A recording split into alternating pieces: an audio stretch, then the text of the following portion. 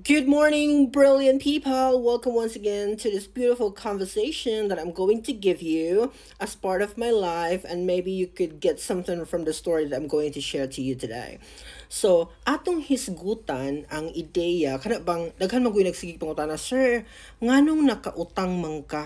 Katong nagtrabaho pa ka sa Department of Education. Asa nagsugod ang tanan, sir? Ang nana. So, ako na nang share sa inyo ha ang part ana mga my dear, pero para magkaroon tayo ng connection sa ato ang conversation today, ako mong taga-highlight. So nagdako jud ko nga pobre kaayo ang among kahimtang, okay? Maot kaayo ang amo ang balay. So samtang nag-eskwela pa ko, isa gyud sa akong mga pangandoy nga always akong ginatel sa akong ginikanan, especially to my mom, nga ma, pag mudako na gani ko, makatrabaho na gani ko ma, tagaan ta jud ka or balayan tagig kag nindot kaayo nga ikaw gid ang murag queen ana nga balay mo gitoy pangandoy nako para sa akong mama.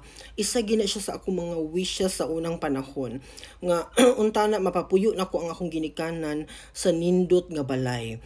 Pero unsaon ta man nga gikuha man siya sa Ginoo sayo, so ang iyang naabdan kadto ra yung akong nakaya sa panahon nga naa pa siya, kay naa pa gid unta nay much better nga akong na-achieve karon. Wa pa na ako na napahibalo sa inyo ha, but soon ako ra nang i-inform sa inyo or ipakita, i-share po na nako sa inyo ha.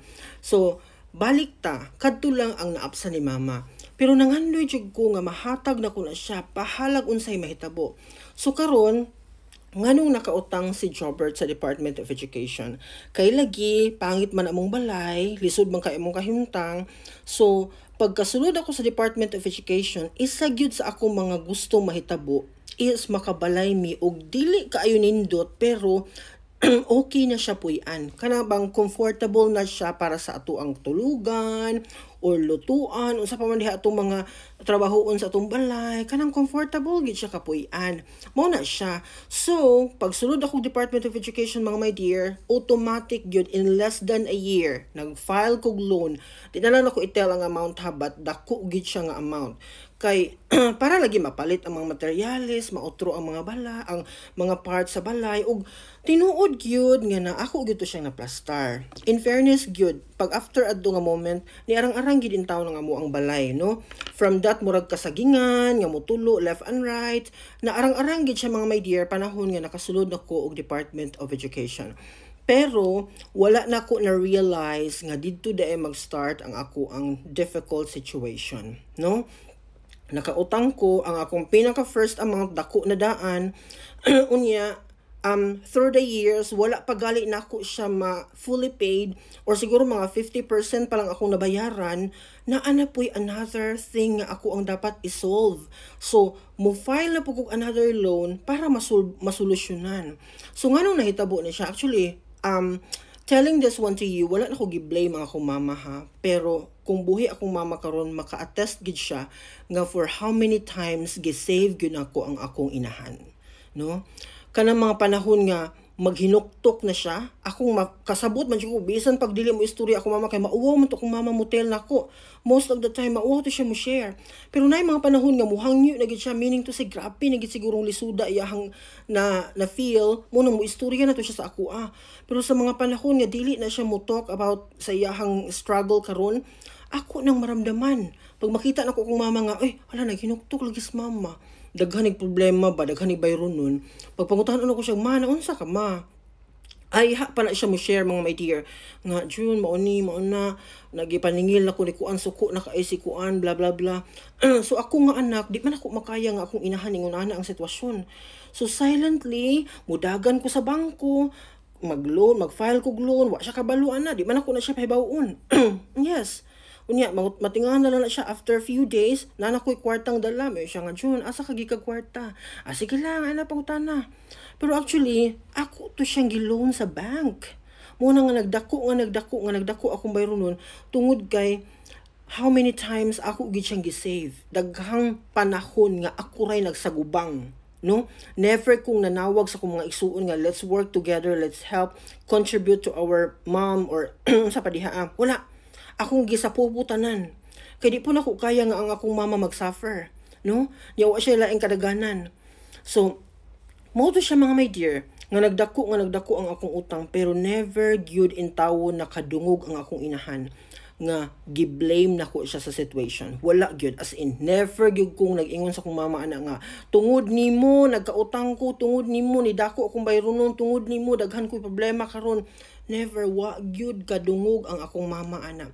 Mawito tong sa iyang kinalasang mga panahon diri. Maulaw na siya nga kanang magpatambal kay nakita niya ba nga or na feel niya nga grabe na akong sakripisyo para sa iya ha. Pero akong gina-remind gyud ako mama nga dili gyud ka dapat maulaw sa ako kay anak ko nimo, no? Ug usa ka maayong ginikanan, mao nang deserve nimo nga duphan ta ka taman sa akong makaya. Mao na siya tinuod mga my dear, no? Nakautang ko nga supposedly matingala gyud ang mga tao. Nakautang mas Jobert nga man na siya family. Padung, di ba? Luglugan na ako mga Facebook, diha ako mga picture, mga video, wa jud kay makita ang galaag-laag si Jobert, no? In fact, kung ako ni abroad, wala ko'y bansa nga maadtuan. Kay so far, only Taiwan and Philippines pa lang akong nalaagan. Ingon ana siya, no? Tungod kay ang akong sakripisyo gyud para sa ako ang inahan, no, nga nag-struggle pud sa kinabuhi in tawon. Ingon ana siya, mo nay sitwasyon. Pero part of that is nakaingon na po ko nga ang Ginoo di kita niya pasagdan once nga ang atong gihimo sa atong kanang kinabuhi nag-struggle ta because naatay gitabangan ingon ana nagsakripisyo ta especially para sa atong ginikanan. Ang Ginoo dili gid siya magpasagad, no? Kay nakita niya nga grabe imuhang pagpaningkamot para sa imong ginikanan, so dili pud siya magkulang og bubo sa imong mga panalangin nga masolusyonan nimo. Kapila ko hapit sus grabe kanang walang wala na gyud ko, pero ang Ginoo mo push gyud siya, mo hatag siya instrument, magpakita siya tao nga maoy makatabang sa ako para mo step forward pagit sa akong kinabuhi. Ingon ana siya, tungod kay ang akong gihimo not only for myself but to my family in general. Ingon ana ang akong sakripisyo nga wala na hibaw-an sa tanan, no? Ako, ang Ginoo, akong inahan, maogyoy witness, buhing nakabalo, kung giunsa nako pag-struggle or giunsa nako pag-atubang ang mga problema sa akong inahan out from sa iyang mga decisions nga para to sa laing tao. Pero gasakripisyo siya sa iyang kaugalingon, no? I hope nasabtan niyo nga nakita nako nga akong mama, helpless siya, kaya wa man siya income nga dako, no? Kinsa may iyang daghanan sa panahon nga nag-struggle na siya. So, bisan pag dili mo ingon sa akong mama nga nag-struggle na siya maayo, ako na mismo mo initiate nga sige, kaya na to ni, no? Bisag walang-wala na jud ko sa tinuod lang, daghay mga panahon sa una nga wala na gyud, as in wala na. Pero maningkamot gihapon ko og kanang bangga-bangga ito say diskarte na ko ani maka-generate ko money karon. Ipa-buy out na ko ni siya sa laing bangko para mo generate ko income, money or amount ana, no? Witness gid ako mga friend anak, kabalo sila na ako'y mga close friends nga aware sila sa akong sitwasyon o kabalo sila kung giunsa nako pagdala ang akong kinabuhi before. So mao na siya mga my dear. Karon gabayad ko ana nga mga desisyon ako sa una, pero walay pagbasol kay kahibalo ko sa akong kaugalingon nga at some point akong natapalan ang stress sa akong inahan, natabangan nako siya nga mag-move forward sa iyang kinabuhi nga lisod kaayo, at least somebody na siya anak nga ni unong sa iyaha until the end of her life. Yun ana, so proud ko na ako'y utang karon nga gibayaran, yes, out from my wrong decisions in the past, pero walay pagbasol tungod kay nahimo na ko na para sa ako ang pinangga kaayo nga inahan. Ingon ana siya, so diha nag-start ang akong utang, maunay rason nga nakautang si Jobert, dili ingon kay kanang namalit ko mga luxurious things, naglaag-laag ko, nagkiat-kiat ko or whatsoever, wala. Gidapat na ko na siya sa maayong butang. Maunang kumuingon mo nga nganong dako kag utang, I'm proud to say nga na ako'y utang because usa ko ka responsableng anak o usa ko ka responsableng igsuon og tao aning kalibutan. That would be all for today. See you again tomorrow.